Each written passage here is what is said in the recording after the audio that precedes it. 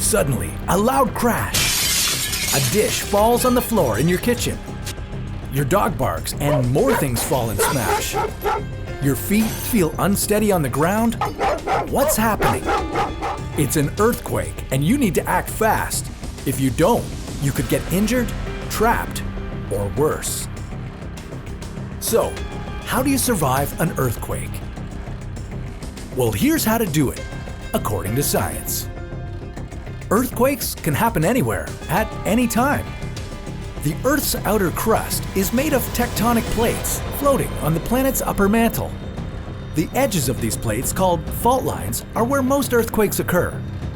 When the plates butt up against each other and get stuck, that causes pressure to build up.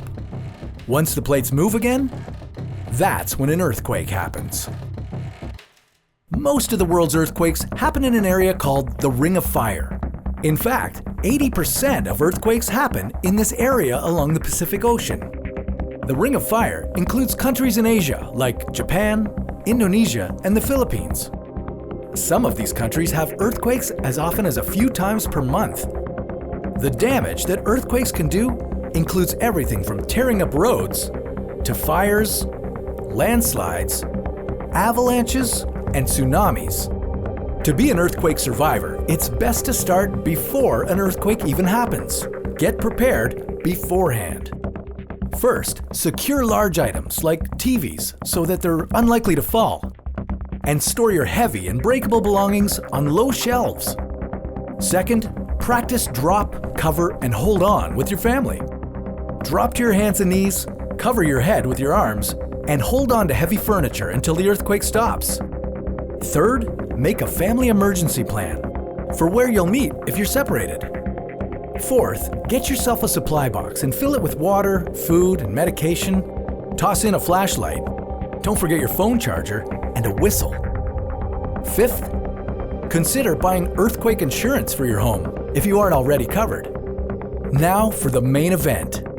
During an earthquake, do what you practiced. Drop, cover, and hold on. If you're in a car, pull over.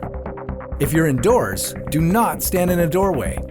Once thought to be the safest place in an earthquake, a doorway is no stronger than any other part of a building. After an earthquake, stay alert. There will be aftershocks, which are much smaller tremors. If you're in a damaged building, get outside and move away from it. If you've been trapped in a falling building, try to stay calm. Cover your mouth to keep debris from getting into your airway. Send a text if you can, bang on a pipe, or use a whistle to get a rescuer's attention.